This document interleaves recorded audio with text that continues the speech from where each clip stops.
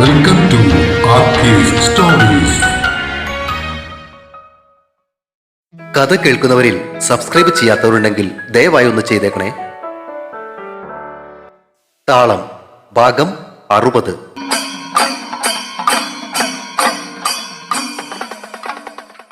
സേതുവേട്ടനപ്പോ കയറി വന്നതുകൊണ്ടാ. ഇല്ലേ അതിലേതെങ്കിലും ഒരുത്തനെ ഞാൻ വെടിവെച്ചിട്ടേനെ. വീട്ടിൽ കള്ളന്മാർ കയറിയ സംഭവം പൊടിപ്പും തൊങ്ങലും വെച്ച് പുതുശ്ശേരിയിലുള്ളവരോട് ആവേശത്തോടെ തള്ളിമറിക്കുകയായിരുന്നു റോസ്. ഇനി അങ്ങോട്ട് നീ വളരെ സൂക്ഷിക്കണം മോളെ. വല്യമ്മാവന്റെ കണ്ണുകളിൽ നിറയെ ആശങ്കയായിരുന്നു. അമ്മയുടെ അതേ കരുതൽ ആ കണ്ണുകളിൽ കണ്ടതും അവൾ ആ നെഞ്ചിലേക്ക് ഒതുങ്ങി. എനിക്കങ്ങനെ പേടിയൊന്നുമില്ല വല്യമ്മാവ, അവൾ വീമ്പ് പറഞ്ഞു.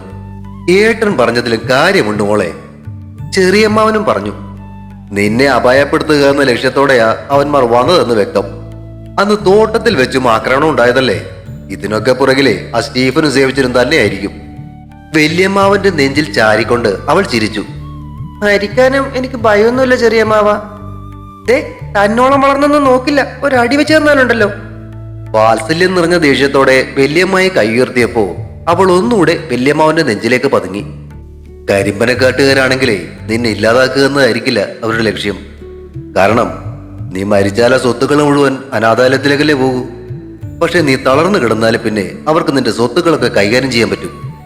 ശിവനന്ദന്റെ വാക്കുകൾ അന്തരീക്ഷത്തിന്റെ പിരിമുറുക്കം കൂട്ടി. എവിടെ പോകാനാണെങ്കിലേ നീ ഇനി ഒറ്റയ്ക്കൊന്നും പോകരുത് കേട്ടോ. ആ സേതു കൂടെ ഉള്ളതാ ഒരു രക്ഷ.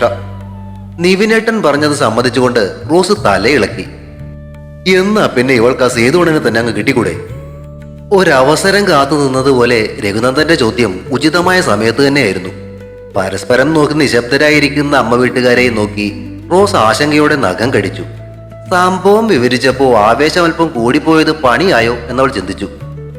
അതൊരു നല്ല കാര്യം തന്നെയാ. ആ നിശബ്ദതയെ ഭേദിച്ച വല്യമ്മാവന്റെ വാക്കുകൾ അംഗീകരിക്കും പോലെ ബാക്കിയുള്ളവർ റോസിന് നേരെ തിരിഞ്ഞു. അവൾ ആകട്ടെ ആരും കേൾക്കാതെ എരിവ് കടിച്ചതുപോലൊരു ശബ്ദവും ഉണ്ടാക്കിക്കൊണ്ട് ഉള്ളിലെ വേവലാതി ഒതുക്കി.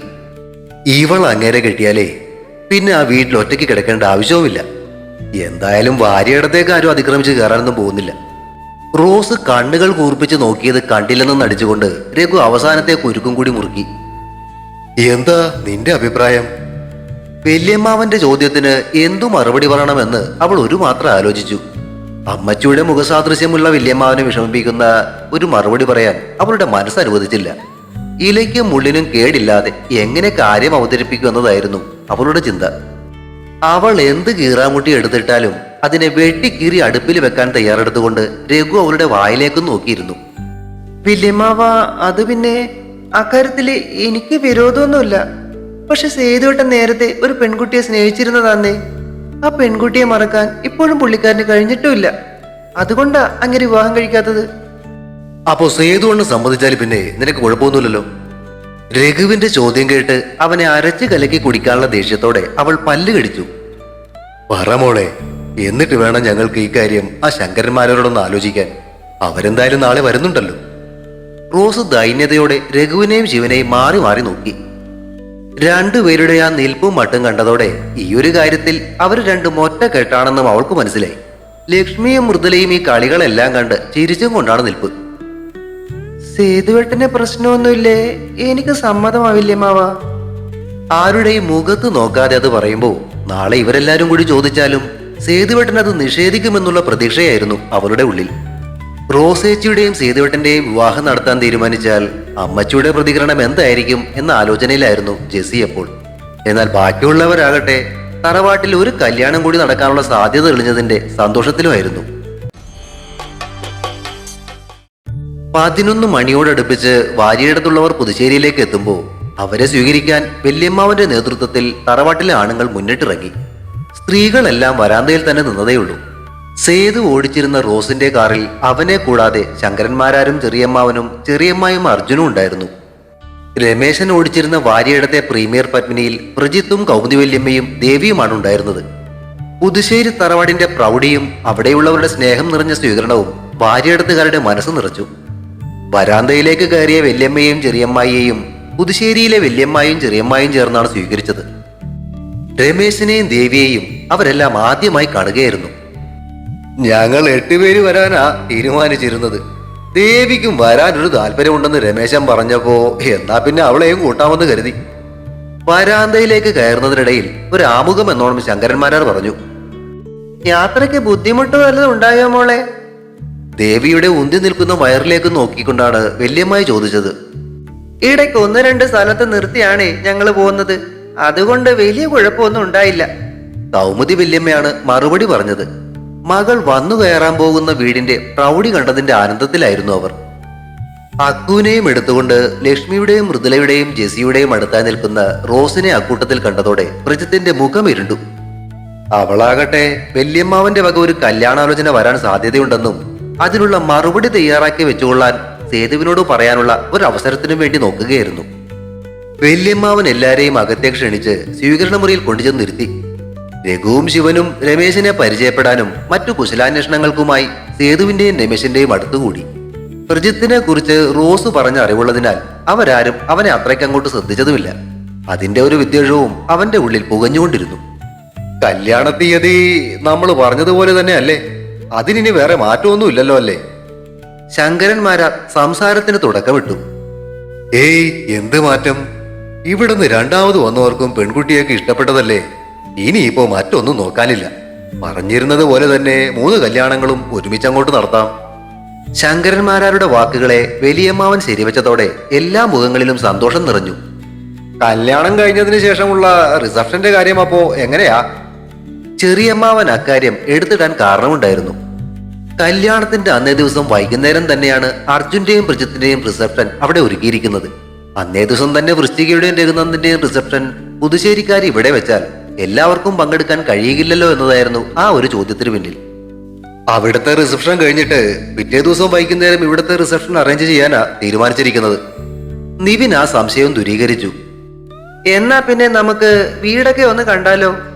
വലിയമ്മായി പെണ്ണുങ്ങളോടായി ചോദിച്ചതും കൗമുദി വല്യമ്മയും ചെറിയമ്മായും ദേവിയും എഴുന്നേറ്റു. വരട്ടെ, ഒരു കാര്യം കൂടി പറയാനുണ്ടായിരുന്നു.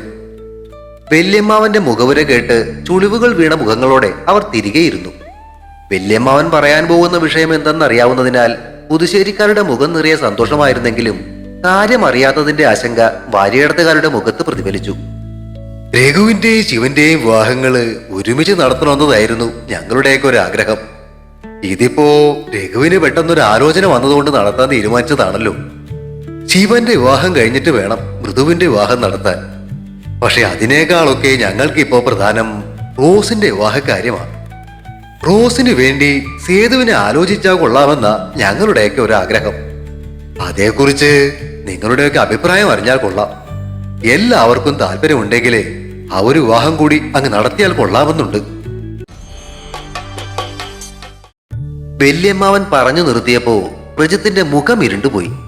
സേതുവിന്റെ നോട്ടം റോസിന്റെ നേർക്കായിരുന്നു. അവൾ അവനെ നോക്കി കണ്ണടച്ച് കാണിക്കാൻ ശ്രമിച്ചെങ്കിലും രഘുവിന്റെ കൂർത്ത നോട്ടം കണ്ടതോടെ അവൾ മിഴികൾ കീഴോട്ടാക്കി. സാധ്യമല്ല, ആ വിവാഹത്തിന് ഞങ്ങൾക്ക് ആർക്കും താല്പര്യമില്ല. പ്രജിത്തിന്റെ എടുത്തടിച്ച പോലുള്ള മറുപടി കേട്ട് പുതുശ്ശേരിക്കാരുടെ മുഖങ്ങൾ മങ്ങിപ്പോയി. പ്രജിത്തെ! ശങ്കരന്മാരുടെ ശാസനം നിറഞ്ഞ ശബ്ദം കേൾക്കാത്ത മട്ടിൽ അവൻ എഴുന്നേറ്റു. ആരെന്തൊക്കെ പറഞ്ഞാലും ഇവളെ പോലെ ഒരുത്തിയെ തറവാട്ടിലേക്ക് കയറ്റാൻ ഒക്കത്തില്ല. എനിക്ക് ഇവിടെ വിവാഹം കഴിക്കാൻ താല്പര്യമില്ലെന്ന് പറഞ്ഞപ്പോ മുതൽ ഇവള് സേതുവേട്ടന്റെ പിന്നാലെ നടക്കുന്നതാ. അവിടെ കരയിലെ മതിലൊക്കെ ഇവളെ സേതുവേട്ടനെയും കുറിച്ച് എഴുതി പിടിപ്പിച്ചതൊക്കെ എല്ലാവർക്കും അറിവുള്ളതല്ലേ? അതും പോരാഞ്ഞിട്ട് ഇപ്പോഴാണെങ്കിൽ ബിസിനസ് ഒന്നും പറഞ്ഞ് നടപ്പല്ലേ? ഇതുപോലെ എത്ര പേരോട് ഇവൾക്ക് ബന്ധമുണ്ടെന്ന് ആർക്കറിയാം? പ്രജിത്തിന്റെ ജൽപ്പനങ്ങൾ കേട്ട് ശിവനും രഘുവും നിവിനും ദേഷ്യത്തോടെ അവന് നേരെ ചെന്നപ്പോ അവനൊന്നു ഭയന്നു. സേതു അവർക്കിടയിലേക്ക് കടന്ന് അവരെ തടഞ്ഞപ്പോ പ്രജിത്ത് ആശ്വാസത്തോടെ കസേരയിലേക്കിരുന്നു. എന്നാൽ അടുത്ത നിമിഷം അവനെ വലിച്ചു പൊക്കിയ സേതു അവന്റെ ഇരു കവിളത്തും മാറി മാറി അടിച്ചു. കൗമുദി വല്യമ്മ കരഞ്ഞുകൊണ്ട് സേതുവിനെ തടയാൻ ശ്രമിക്കുന്നതിനിടയിൽ ശങ്കരന്മാരാർ എഴുന്നേറ്റ് സേതുവിനെ തടഞ്ഞിട്ട് പ്രജിത്തിനെ നോക്കി അലറി. ഇറങ്ങിപ്പോടാ വെളിയിലേക്ക്! അവൻ തലയും കുമ്പിട്ട് പുറത്തേക്ക് ഇറങ്ങിയപ്പോ സേതു തിരിഞ്ഞ് റോസിനെ നോക്കി. അവൾ കണ്ണുകൾ തുടക്കുകയായിരുന്നു. പെട്ടെന്നുണ്ടായ ആ സംഭവവികാസങ്ങളിൽ ബാക്കിയുള്ളവരെല്ലാം സ്തംഭിച്ചിരുന്നു പോയി. മുന്നോട്ട് കയറി ചെന്ന സേതു റോസിന്റെ കയ്യിൽ പിടിച്ചു വലിച്ച് പുറത്തേക്കിറങ്ങി. പുറത്തെ വരാന്തയിൽ മുന്നിൽ നിന്നും കരയുന്നവളെ സേതു അനുകമ്പയോടെ നോക്കി. എന്തിനാ നീ ഇങ്ങനെ കരയുന്നേ? ഒന്നുമില്ല. അവൾ കണ്ണുകൾ തുടച്ചു. ലക്ഷ്യയെ ഇന്നേവരെ മറക്കാൻ സാധിച്ചിട്ടില്ല എന്നത് സത്യമാണ്. പക്ഷെ ഞാൻ അതിന് തീർച്ചയായും ശ്രമിക്കാം. ഞാൻ കാരണം ഇനി നിനക്കൊരു ചീത്തപ്പേര് വരാൻ പാടില്ല. അതുകൊണ്ട് ഈ വിവാഹത്തിന് കൊച്ചു സമ്മതിക്കണം. വിവാഹം കഴിഞ്ഞാലും ഭാര്യ എന്ന നിലയിൽ നിന്നെ പൂർണ്ണമായി ഉൾക്കൊള്ളാൻ എനിക്ക് കുറച്ച് സമയം തന്നാ മതി. പക്ഷെ ഒരു കാര്യം ഞാൻ ഉറപ്പു തരാം, ഈ സേതു ഉള്ളിടത്തോളം കാലം ഒരുത്തനും ഇനി കൊച്ചിനെ കുറിച്ച് ഒരു അപവാദവും പറയത്തില്ല. എന്തു പറയുന്നു? വിവാഹം കഴിഞ്ഞാലും ലക്ഷ്യേച്ചിയെ മറക്കാൻ സേതുവേട്ടന് ഒരിക്കലും സാധിച്ചില്ലെങ്കിലോ? അവൾക്കപ്പോൾ അങ്ങനെ ചോദിക്കാനാണ് തോന്നിയത്. നിന്റെ മനസ്സിലും ഇപ്പോ വിവാഹമെന്നുള്ള ആഗ്രഹമൊന്നും ഇല്ലല്ലോടാ. ആ ഒരു ജീവിതത്തിലേക്ക് ഒരുങ്ങാൻ നിനക്കും കുറച്ച് സമയം എടുക്കാം. ഇനിയിപ്പോ നമുക്കതിന് സാധിച്ചില്ലെങ്കിൽ തന്നെ നമുക്ക് നല്ല സുഹൃത്തുക്കളായി അങ്ങ് ജീവിക്കാന്നേ. മറ്റുള്ളവരുടെ വായടക്കാൻ ഇതല്ലാതെ വേറെ നല്ലൊരു മാർഗമില്ല റോസമ്മോ. ഈ ഒരു വിവാഹം നടക്കുന്നത് തന്നെയാ ബാക്കിയുള്ളവരുടെ എല്ലാ സന്തോഷവും. ആലോചനയോടെ കണ്ണുകൾ അടച്ച് റോസ് ഭിത്തിയിലേക്ക് ചാരി. അവളുടെ അഭിപ്രായത്തിനായി സേതു കാത്തുനിന്നു. അല്പനേരത്തിന് ശേഷം കണ്ണുകൾ തുറന്ന റോസ് വെളിയിലേക്ക് നോക്കി. അവിടെ കാറിൽ ചാരി അവരെ തന്നെ ദേഷ്യത്തോടെ നോക്കിക്കൊണ്ട് പ്രജിത്ത് നിൽപ്പുണ്ടായിരുന്നു. അവളുടെ ചുണ്ടുകൾ പുച്ഛത്താൽ കൂടി. എനിക്ക് സമ്മതമാണ് സേതുവേട്ട. അവളുടെ ആ മറുപടി കേട്ട് അവൻ തല കുലുക്കി. ഒരു വിവാഹ ജീവിതത്തിന് കൊതിച്ചിട്ടൊന്നുമല്ല സേതുവേട്ട ഞാനിതിന് സമ്മതിക്കുന്നത്. ആ വെളിയിൽ നിൽക്കുന്ന വൃത്തിയിട്ടവനെ കൊണ്ടേ എന്നെ ഏട്ടത്തി എന്ന് വിളിപ്പിക്കുന്നതിനേക്കാൾ മനോഹരമായൊരു ശിക്ഷ അവന് കൊടുക്കാനില്ല എന്നതുകൊണ്ടാ. എടിക്കാന്തരി. അവൻ ചിരിച്ചുകൊണ്ട് അവളുടെ തലയിൽ കിഴുക്കി. മനഃപൂർവ്വം പ്രജിത്തിനെ കാണിക്കാനായി സേതുവിന്റെ കൈ എടുത്ത് തോളത്തേക്ക് ഇട്ടുകൊണ്ട് അവൾ അവനോട് ചേർന്നു നിന്നു. വെളിയിൽ പ്രീമിയർ പത്മിനിയുടെ ഡോർ വലിച്ചു തുറന്ന പ്രജിത്ത് ദേഷ്യത്തോട് അതിനകത്തേക്ക് കയറിയിരുന്നിട്ട് ഡോർ വലിച്ചടച്ചു. ആ സമയം പുറത്തേക്കിറങ്ങിയ ശിവനും രഘുവും സേതുവിന്റെയും റോസിന്റെയും നിൽപ്പ് കണ്ട് ചിരിയോടെ തലകുലുക്കിയിട്ട് പ്രീമിയർ പത്മിനിക്ക് നേരെ നടന്നു. കൈകൾ കോർത്തു പിടിച്ചുകൊണ്ട് അകത്തേക്ക് കയറി വന്ന സേതുവും റോസും അകത്തു നിന്നിരുന്നവരുടെ മുഖങ്ങളിൽ പലവിധ വികാരങ്ങളാണ് ഉയർത്തിയത്. ശങ്കരന്മാരാരുടെയും ചെറിയമ്മാവന്റെയും ചെറിയമ്മായുടെയും അർജുന്റെയും മുഖങ്ങളിൽ സന്തോഷം മാത്രമായിരുന്നു. രമേശനും ദേവിയുമാകട്ടെ മുറിഞ്ഞുപോയ കണ്ണികൾ പൂർണ്ണമായും വിളക്കി ചേർക്കപ്പെടാത്തതിന്റെ വിമിഷ്ടത്തോടെ ചിരിച്ചോ എന്ന് ചോദിച്ചാൽ ചിരിച്ചു, ഇല്ല എന്ന് ചോദിച്ചാൽ ഇല്ല എന്ന മട്ടിലാണ് ഇരുന്നത്. കൗമുദി വല്യമ്മ ആ സമയം റോസ് തറവാട്ടിലേക്ക് കയറി വന്നാൽ ഉണ്ടാകാൻ സാധ്യതയുള്ള പ്രശ്നങ്ങളെ കുറിച്ചോർത്ത് വേവലാതിപ്പെട്ടു. കുറച്ചു കാലം കൂടി റോസേച്ചിക്കൊപ്പം ഇവിടെ വന്ന് ശിവേട്ടനോടൊപ്പമുള്ള നിമിഷങ്ങൾ ആസ്വദിക്കാമെന്ന് കണക്കും കൂട്ടിയിരുന്ന ജെസിക്ക് റോസിന്റെയും സേതുവിന്റെയും തീരുമാനം വലിയൊരു അടിയായിരുന്നു. അമ്മച്ചി ഇക്കാര്യം അറിയുന്ന നിമിഷം ഇങ്ങോട്ടുള്ള വരവ് നിൽക്കുമെന്ന് അറിയാമായിരുന്ന അവള് വിഷണ്ണയായി നിന്ന് നഖം കടിച്ചു. രഘു പറഞ്ഞിട്ടുള്ള അറിവ് വെച്ച് സേതുവും റോസും വിവാഹം കഴിക്കാൻ താല്പര്യമില്ലാതിരുന്നവരാണ് എന്ന് അറിയാമായിരുന്ന മൃദുലയും ലക്ഷ്മിയും അതുങ്ങളുടെ ആ വരവ് കണ്ട് വാ പൊതിച്ചിരിക്കുകയായിരുന്നു. പുതുശ്ശേരിയിലുള്ള ബാക്കിയുള്ളവരാകട്ടെ ഇങ്ങനെ ഒരു വിവാഹക്കാര്യം ആലോചിക്കാൻ പോയത് അക്കടിയായല്ലോ എന്ന ചിന്തയിലുമായിരുന്നു. വന്നവരുടെ കൂട്ടത്തിൽ ഒരാൾ വിവാഹക്കാര്യം എതിർക്കുക മാത്രമല്ല റോസിനെ കുറിച്ച് മോശമായി സംസാരിച്ചതും ഇഷ്ടപ്പെടാതിരുന്നത് അവരുടെയൊക്കെ മുഖഭാവങ്ങളിൽ വ്യക്തമായിരുന്നു. വല്യമ്മാവ, സേതുവേട്ടനുമായിട്ടുള്ള വിവാഹത്തിന് എനിക്ക് സമ്മത. മുഖവുര പോലുമില്ലാതെ റോസ് പറഞ്ഞ കാര്യം അംഗീകരിക്കണോ വേണ്ടയോ എന്ന സംശയമായിരുന്നു വല്യമ്മാവന്റെ മുഖത്ത്. അപമാനിക്കുവാൻ തയ്യാറെടുത്ത് നിൽക്കുന്ന ഒരുത്തൻ താമസിക്കുന്ന വീട്ടിലേക്ക് പെങ്ങളുടെ മകളെ അയക്കുന്നതിലുള്ള അനൗചിത്യം അദ്ദേഹത്തെ ഇരുത്തി ചിന്തിപ്പിച്ചു. വല്യമ്മാവൻ ആലോചിക്കുന്നത് എന്താണെന്ന് എനിക്ക് മനസ്സിലായി. പുള്ളിക്കാരന്റെ മനസ്സിനുള്ളിലെ ധർമ്മസങ്കടം മനസ്സിലാക്കിയതുപോലെ റോസ് പറഞ്ഞു. പ്രജിത്ത് ഒരിക്കൽ എന്നെ സ്നേഹിച്ചിരുന്നതാ. പക്ഷേ കരിമ്പനക്കാട്ടെ സേവിച്ചന്റെ ഭീഷണിക്ക് മുന്നിൽ മുട്ടോടേക്ക് അങ്ങേർക്ക് എന്നെ വേണ്ടെന്ന് വെക്കാൻ രണ്ടാമതൊന്ന് ആലോചിക്കുക കൂടി വേണ്ടായിരുന്നു. റോസ, നീ എന്താ അങ്ങനെ പറഞ്ഞത്? കൗമുദി വല്യമ്മ ഇടക്ക് കയറി. വെറും ഭീഷണി മാത്രമായിരുന്നു അത്. അവൻ കാരണം എത്ര ദിവസമാ പ്രജൂട്ടൻ ആശുപത്രി കിടന്നേ. വല്യമ്മോന് ന്യായീകരിക്കണോ? ഇഷ്ടപ്പെടാത്ത മട്ടിൽ സേതു മുഖം ചുളിച്ചു. വിവാഹം കഴിഞ്ഞിട്ടാ ഇങ്ങനൊരു സംഭവം ഉണ്ടായിരുന്നെങ്കിൽ അവൻ എന്ത് ചെയ്തേനെ? ഇവിടെ അങ്ങ് ഉപേക്ഷിച്ച് കളയുമായിരുന്നു.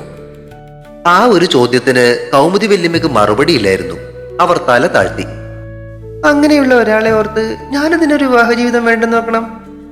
വല്യമ്മാവന്റെ നേർക്ക് ഒരു ചോദ്യം എറിഞ്ഞിട്ട് റോസ് പുതുശ്ശേരിക്കാരെ ഓരോരുത്തരെ നോക്കി. വല്യമ്മാവന്റെ അഭിപ്രായത്തിന് കാതോർക്കും പോലെ എല്ലാവരുടെയും നോട്ടം അങ്ങേർക്ക് നേരെയായിരുന്നു. ഈ ഒരു കാര്യത്തില് ഇനിയിപ്പോ എന്താ താങ്കളുടെ അഭിപ്രായം? ഭാര്യയിടത്തെ കാരണവരായ ശങ്കരന്മാരാരുടെ അഭിപ്രായം അറിഞ്ഞിട്ടാകാം ബാക്കിയൊക്കെ എന്നതായിരുന്നു വല്യമ്മാവന്റെ ഉദ്ദേശം.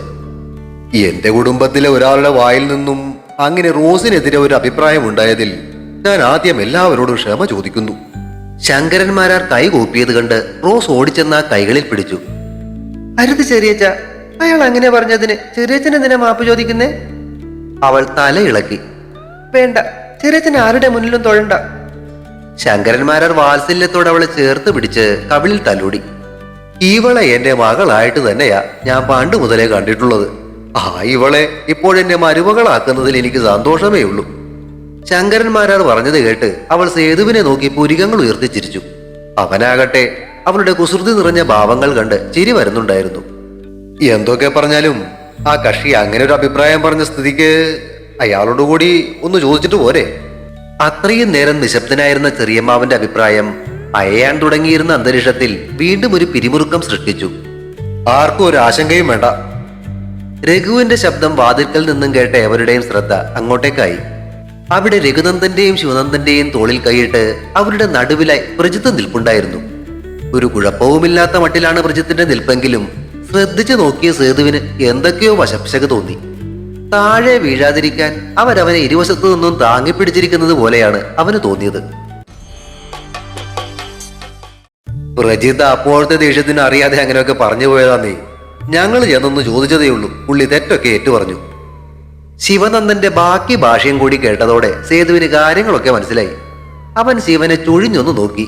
ശിവൻ ആരും കാണാതെ അവനെ തിരികെ നോക്കി കണ്ണിറുക്കി. റോസിനും കാര്യം മനസ്സിലായോ എന്നറിയാൻ സേതു നോക്കുമ്പോ മൂന്നുപേരുടെയും ആ നിൽപ്പ് കണ്ട അവളുടെ നെറ്റിയിൽ ചുളിവും ചുണ്ടിൽ ചിരിയുമായിരുന്നു. അത് കണ്ടതോടെ താൻ സംശയിച്ച കാര്യം അവൾക്കും പിടികിട്ടിയെന്ന് അവന് മനസ്സിലായി. അവൻ ചിരിയടക്കി. പ്രജിത്തെ, എന്നാ പിന്നെ താൻ എല്ലാവരോടും കാര്യം അങ്ങ് പറഞ്ഞേക്ക്.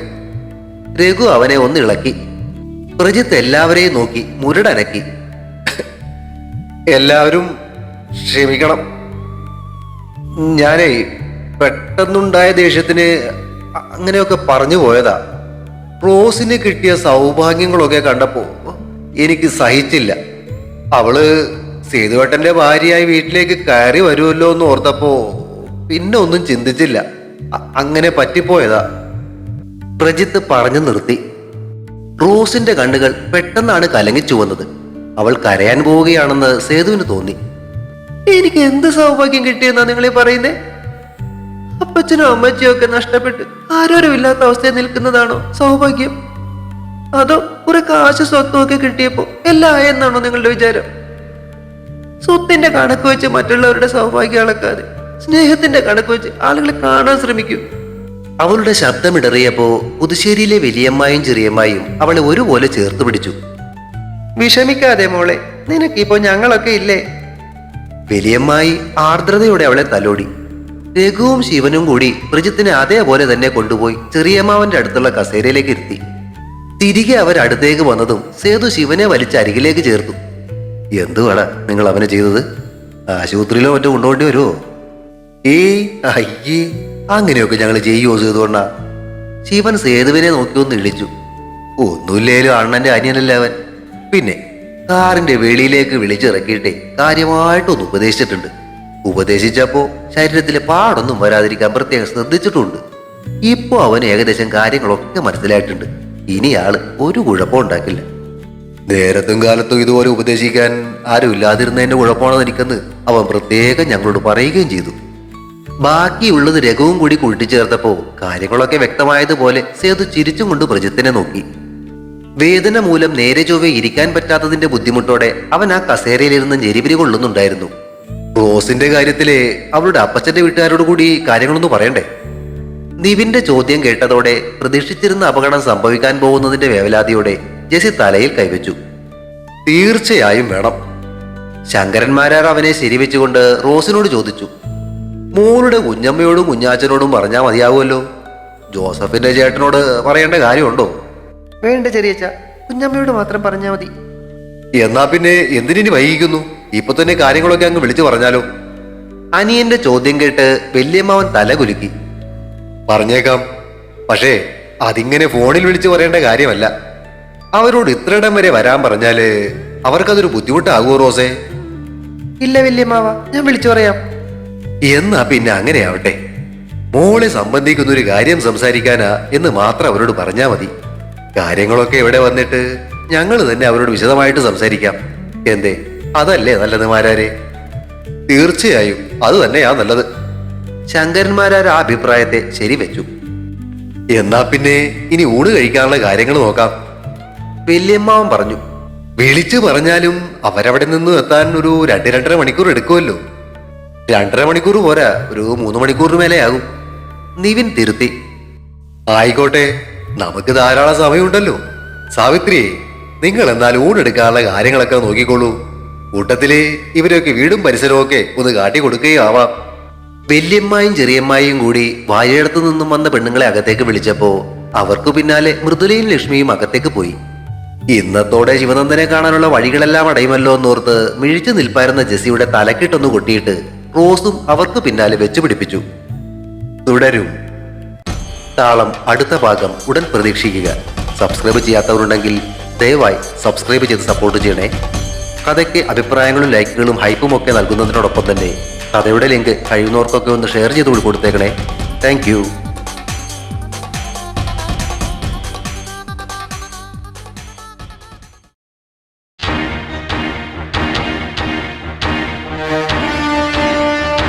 See you soon.